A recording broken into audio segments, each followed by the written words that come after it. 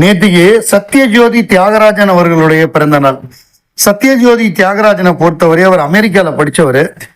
RM. Veerappan அவர்களுடைய மாப்பிள்ள. அவர் கமலஹாசனோட work பண்ணியிருக்காரு. அதாவது அவருக்கு என்னன்னா, சத்யா மூவிஸ் மசாலா படங்களா எடுக்கிறாங்க, நம்ம தனியா நல்ல படங்கள் எடுக்கணும், நம்ம டேஸ்ட்டுக்கு நல்ல படங்கள் எடுக்கணும்னு அவருக்கு ஆசை. அப்ப என்ன பண்றாரு, அவர் சத்யஜோதி பிலிம்ஸ்னு ஒரு கம்பெனி ஆரம்பிக்கிறாரு. அதை ஆரம்பிச்சு அவர் கதை கேட்கிறாரு.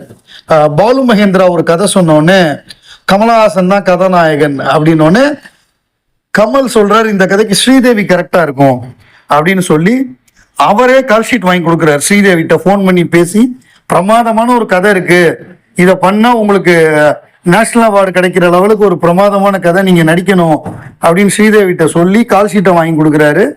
அதுக்கப்புறம் அந்த படம் எவ்வளவு பெரிய வெற்றி பெற்றது அப்படிங்கிறதெல்லாம் நமக்கு தெரியும். ஆனால் அந்த படம் ஆரம்பித்த பொழுது படம் பக்காவா எடுத்து முடிச்சுட்டாங்க. அப்ப கமல் பயங்கரமான கமர்ஷியல் ஹீரோவா இருக்காரு, ஆட்டம் பாட்டம் அப்படின்னு. இந்த முதல்ல பணம் கொடுத்து வாங்கின டிஸ்ட்ரிபியூட்டர்ஸ் படத்தை பார்த்துட்டு வேணான்ட்டாங்களாம். ஐயோ இது ஆர்ட் பிலிம் மாதிரி இருக்கு அப்படின்னு திருப்பி கொடுத்துட்டாங்களாம். ஸோ திருப்பி கொடுத்ததுக்கு அப்புறம் இவரே சில ஏரியாலாம் ரிலீஸ் பண்ணியிருக்காரு. ரிலீஸ் ஆனதுக்கு அப்புறம் யாரெல்லாம் திருப்பி கொடுத்தாங்களோ ஒரு 2-3 பேர் பயங்கரமான வெற்றின்னு ஒண்ணு 4 மடங்கு 5 மடங்கு திருப்பி காசு கொடுத்து திருப்பி வாங்கினாங்களாம். அந்த மாதிரியான ஒரு வெற்றியா 3ஆம் பிறை அமைஞ்சது. அந்த 3ஆம் பிறை மாதிரி ஒரு நேச்சுரல் ஆக்டிங், அதான் நடிக்கிறதே தெரியாம நடிக்கிறதும்பாங்க. அதாவது பாலு மகேந்திரா தன்னுடைய வாழ்வுல ஷோபாவை இழந்த சோகத்தை தான் இந்த படமா எடுத்தாரு அப்படின்னு அவரே சொல்லியிருக்காரு. தன்னுடைய ஒரு கட்டுரையில கமல் சம்பந்தமா ஒரு கட்டுரை எழுதியிருந்தாரு. அதுல எழுதியிருந்தாரு, கமல் இந்த ரோலை பயங்கரமா பண்ணுவாருன்னு தெரிஞ்சதுனாலதான் நான் இந்த கதையை எழுதினேன் அப்படின்னு சொல்லி அவரு அதுல எழுதியிருந்தாரு.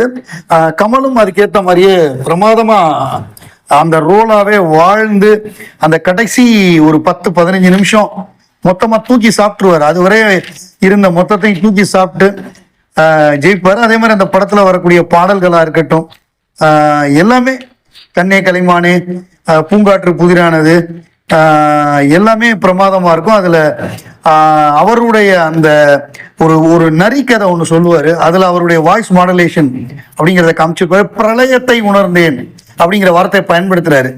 கமலஹாசன் அவரோட நடிப்புல பிரளயம் அப்படிங்கிறாரு. 3ஆம் பிறை 1 வருஷத்துக்கு மேல ஒண்ணுச்சு, மொரட்டு ஹிட், 1 வருஷம் 3 தேசிய விருது.